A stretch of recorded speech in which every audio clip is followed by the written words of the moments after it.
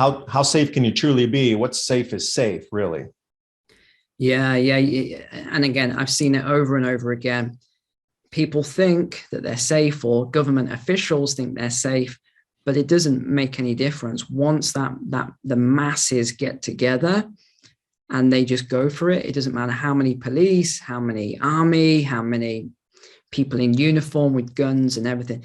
It doesn't make any difference. When someone is more committed than the defenders, it's game over. I've seen it so many times now.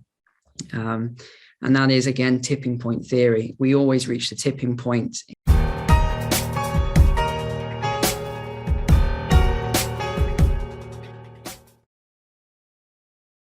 Check this out. Studies have revealed that our appearance affects our mental health.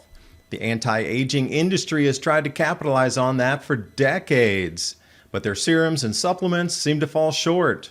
This is because many products on store shelves fail to target the source of the problem. They just hide wrinkles temporarily.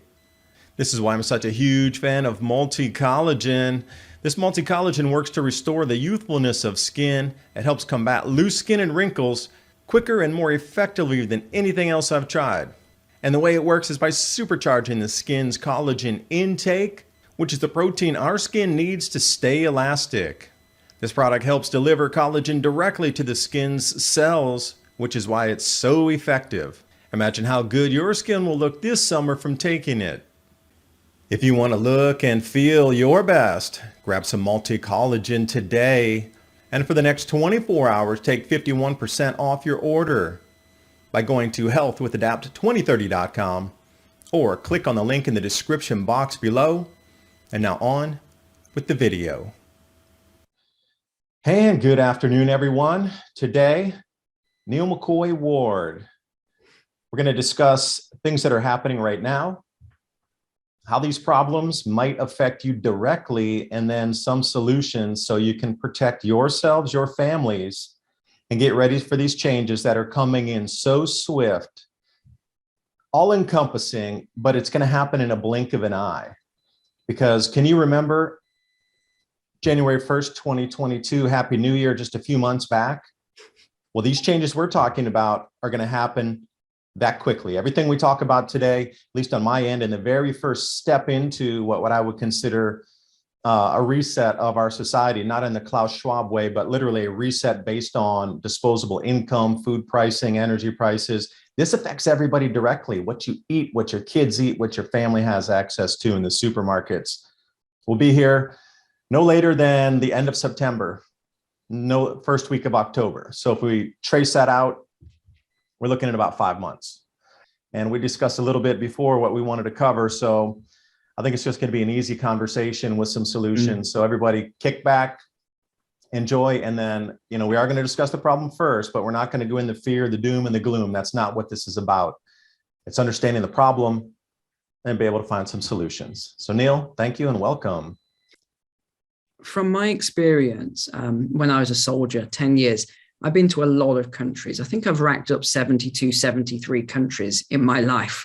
So I've been to a lot of places, and I've seen a lot of social unrest and breakdown. And I've, through bad luck, been right in the middle of something when there's been a major breakdown. It was actually in Nanyuki in Kenya.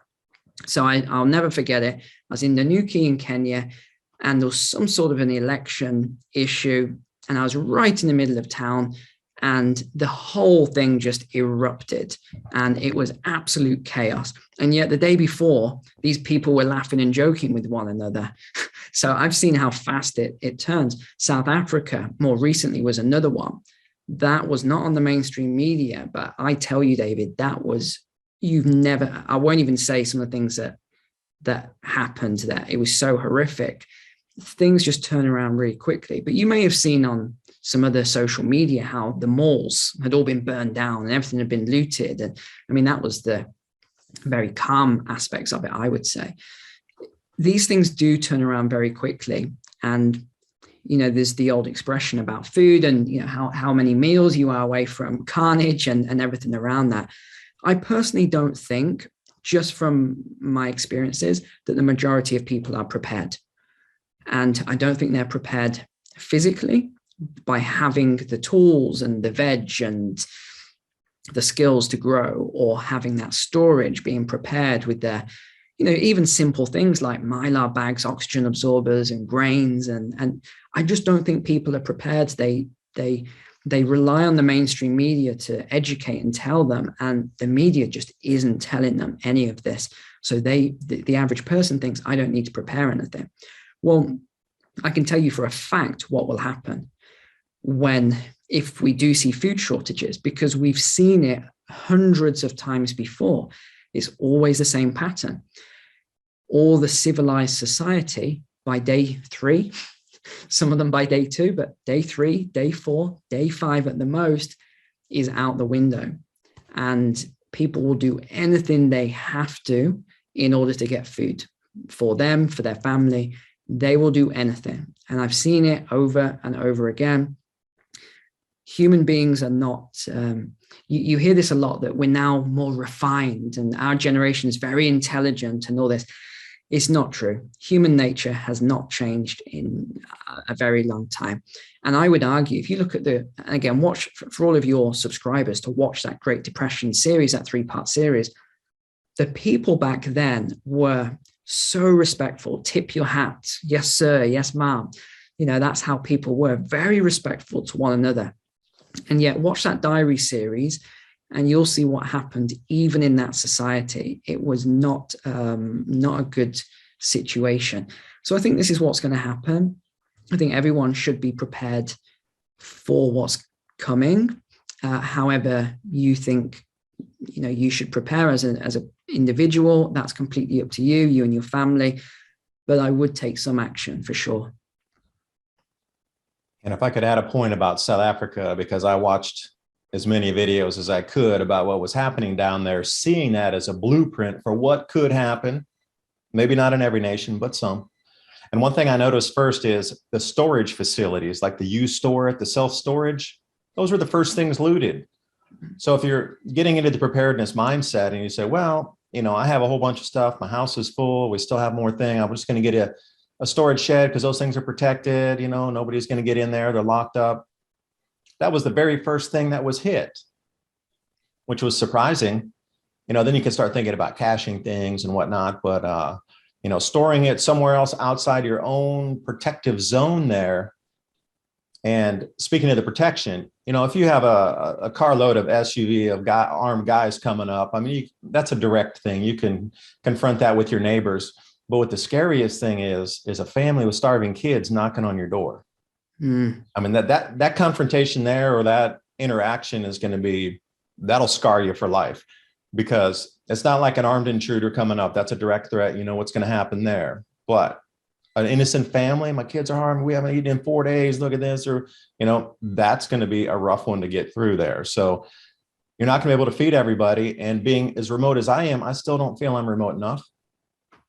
How remote is remote? And I'm living in the middle of the Amazon rainforest. You have to balance somewhere between what you can do for work, what your lifestyle is, what you're willing to give up, what you're willing to adapt to in terms of new lifestyles, meeting new people, starting new habits, etc.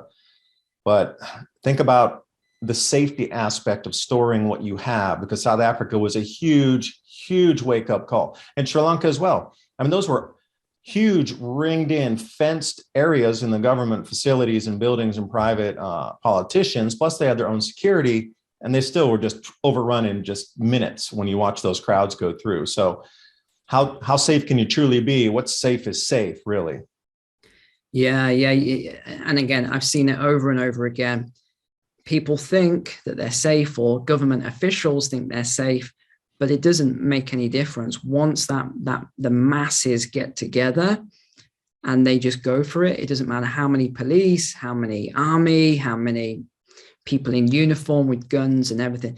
It doesn't make any difference. When someone is more committed than the defenders, it's game over. I've seen it so many times now. And that is, again, tipping point theory. We always reach the tipping point in every one of these situations. Yeah. Yeah, so tipping point, maybe let me run a couple timelines by you, and I'm just going to see if you agree or disagree with this one. Now, I was picking up on those fertilizer shortages, at least 4 or 5 months ago when CF Industries first announced that there would be fertilizer shortages. And I started to dive into like fertilizerdaily.com and AgFacts, and I follow all the ag news because I live out in a farming community.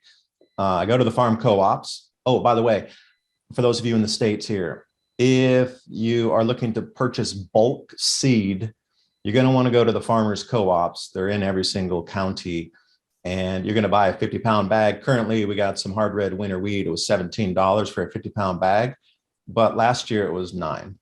So you're looking at, and fertilizer, they're running out of the pre-mix like 10-10-10 or the 10-10-10 or the 6-12-12 or the 15s. I'm buying now the 4500, and just, you're going to have to start mixing your own, or 046. You're going to have to get your own ingredients and then start mixing those up. I mean, it's a new skill set, but all you need is a scale or a cup, and then 1 cup of this, 1 cup of that, 1 cup of that. Okay, that's your ratio. So the fertilizer's coming in right now. We're not at the end of planting season in the Northern Hemisphere just yet. It will be coming up in another couple of weeks. We'll be at the very end of the planting season, and then farmers will get a good gauge of their intended planting, which the USDA uses as their forecast output and yield numbers at the end of the year, is based on what the farmers did for their intended planting. Well, that was done months ago, before the diesel shortages, before the repair parts shortages for farm machinery, before the fertilizer and the herbicide bottlenecks. That was way back then. So as we progress into now, there's been a lot of farmers who didn't plant what they were supposed to or intended to.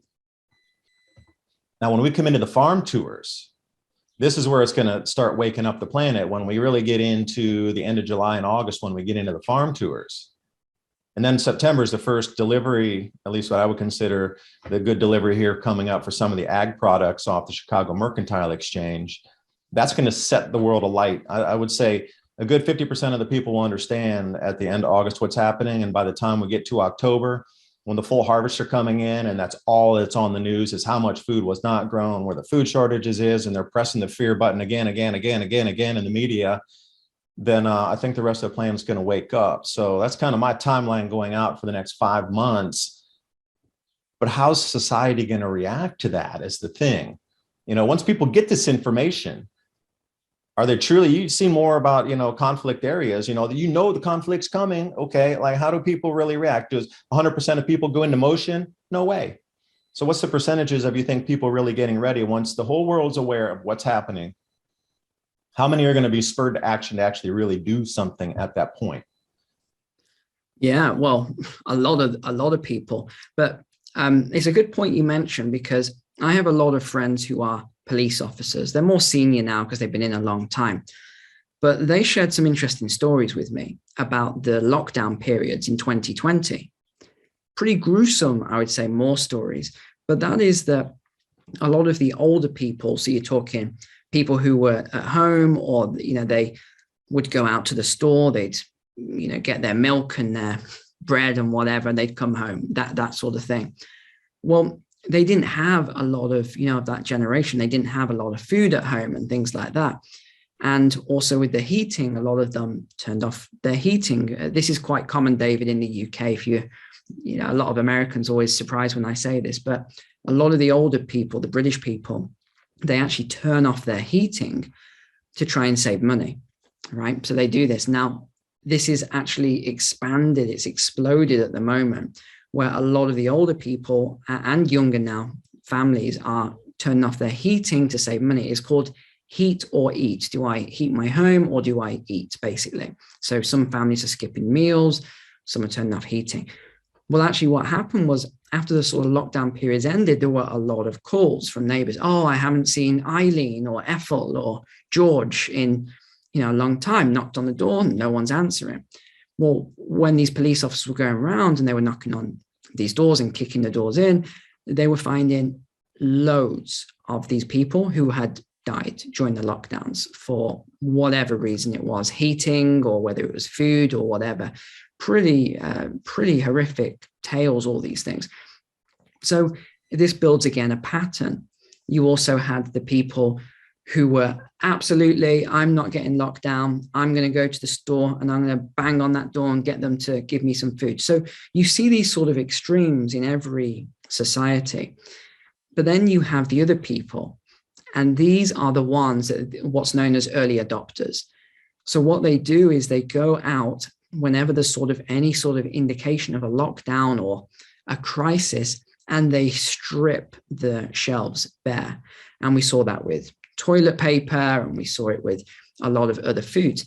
Now, here's the reason that I'm always baffled by it, because a lot of the group, they don't think clearly.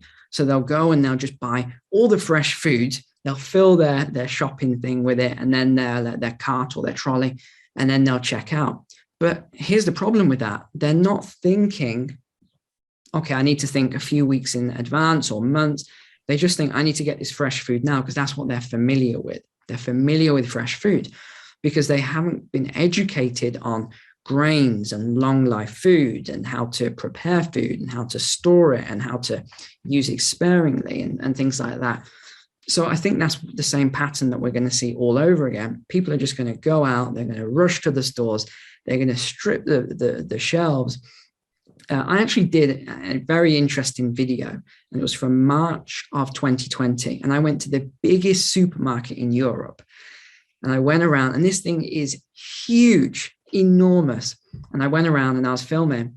There wasn't a single item on the shelves. The entire store, apart from there was some bottles of champagne and, a bag of salt or something, the entire store had been stripped bare. There was nothing, no fresh food, no fresh vegetables, no meat, no packets of anything. It was just all gone. So I think this is when we look at these patterns, and again, I share that story because every single person watching this can relate to that, because they went out, they saw the people that were panicking and buying up all the food. So now that we know that pattern, what do we do against it? Well, we prepare early, and we make sure that, again, going back to what I said before, that we understand food a little better, and grains and long life food and cooking, and we just make sure that we're prepared for it. Fresh foods too, dehydrator. Mm-hmm. If you have the chance to get a dehydrator now, or get even extra trays for the dehydrator, or buy two in case one breaks, I could have taken that fresh food and I could have stored that up. I could have dehydrated. I could have turned, leafy greens into powders that I could then mix with water later. And the salt, I would take that in a second, and the vinegar too, because then you can start to ferment and do things like sauerkraut or pickles. And, salt and vinegar are going to be some of your most valuable things that you can have on site. And different types of vinegar too, the apple cider vinegar for digestion, et cetera. But then the white vinegars for being able to can. And you're going to need the jars with that, the lids, that sort of thing. But, thinking about food storage also, how do you keep rodents out of your grains? Because I tell you what, mice like wheat berries that you're going to grind into flour just as much as you like eating bread. And rodents are going to be something, look through history. How many times have grain yields been ruined by rodent infestation? So many. So then bring it back on the home level. Well, do you have plastic tubs to store it in? Can you put some hot chili peppers around in your tubs so nothing wants to get in there? How do you seal that off? I've had hit or miss results with the pressurized, the things that are in the bag, the Eversaves or something like this, where you put it in and it sucks all the air out, and vacuum packers. Hit or miss, sometimes the meats will hold, sometimes they won't. So it's an experiment in progress. Like you mentioned, the oxygen absorbers when you want to put something up. And then how much of that you put up will really store, because we canned some stuff last time and we had not a whole bunch, but many of the lids didn't seal correctly. And I thought we had that thing long enough in the water bath for sure to be able to make those lids lock down, but they didn't. So, we lost several cans of that, and there's nothing you can do. You don't want to get botulism and get sick. So you just pour it out. And food storage, that's a huge, huge thing that not many people are thinking about. And I love the way you're thinking about the grains too, because not only can you sprout those for microgreens, example, wheat. If you know how to do any kind of microgreen sprouting, you can take those wheat berries and turn it into wheat grass. The health food store stuff where you go get a shot of wheat grass for like $18 or whatever it is now. That's superfood. And that's what you need to think about. How do you bring your stored food into something green matter in a superfood fashion that can also give you those micronutrients, vitamins, minerals, and the fats are going to be a big thing also to keep your brain functioning correctly. No fat, no thinking. Mm-hmm. Yeah, you're right.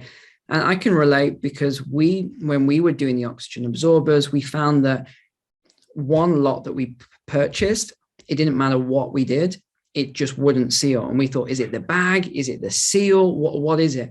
And we realized, oh no, they were all coming out of the same pack. So sometimes you might get a bad batch of them. Sometimes, I mean, we usually throw a lot more in than we need to, and then just check that it's sealed. And yeah, and it's not just that as well. If you think about growing vegetables, growing crops, it's amazing how much of it you will lose to. See, we didn't know that we had a slug infestation here in our garden. We had no idea. So we have all this stuff all planted, everything's looking great. And then within a couple of days, it's all gone. We lost pretty much all of it to slugs. How? What has happened? And we found, oh, there were slugs everywhere. So we had to get all those out. But then you have other things coming in. You have, it is a learning curve for everyone watching. You've got to sort of start doing it hobby growing now, I would say, to cut out all of these mistakes, because when it comes to real thing, you're probably going to have to plant twice what you need in order to actually keep a lot of it. Aphids were another one that got our other plants, aphids. These are all things to look forward to, ladies and gents. Yeah, we got guinea fowl for that very reason, because they'll get in there and eat the insects.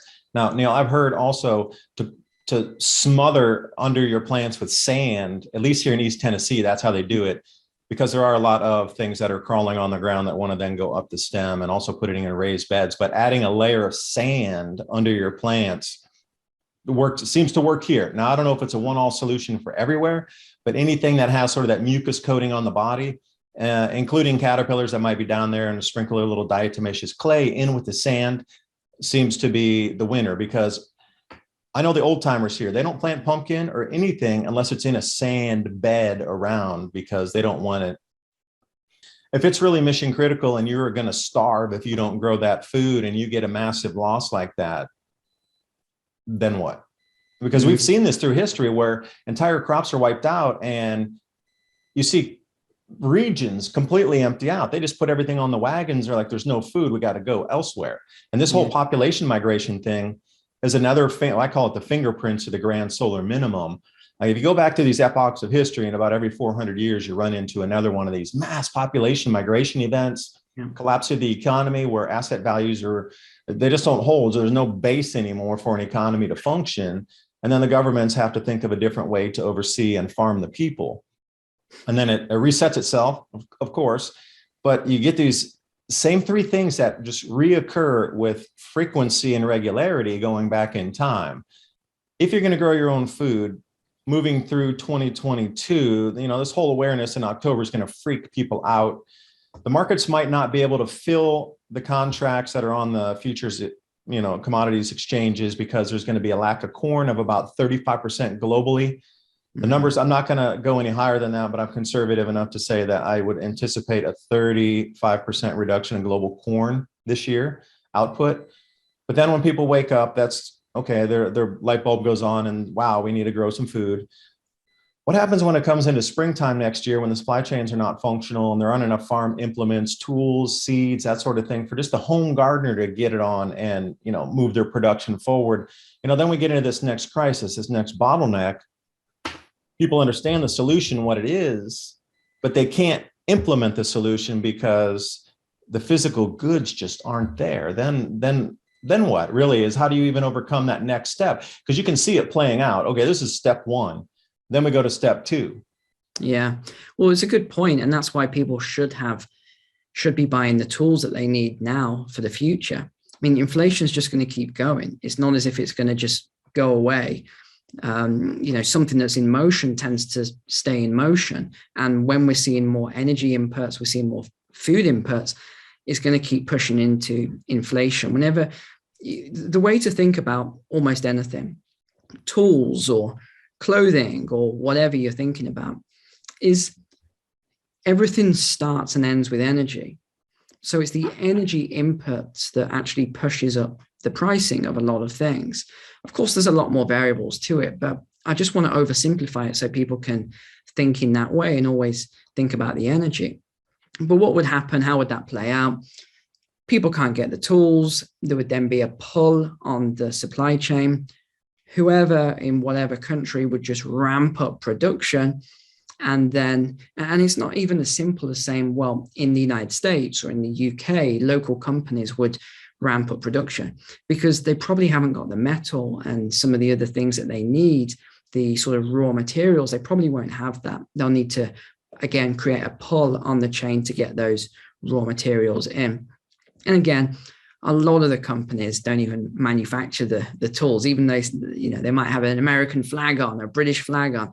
A lot of it is coming from elsewhere, or it's put together in the US or put together in the UK.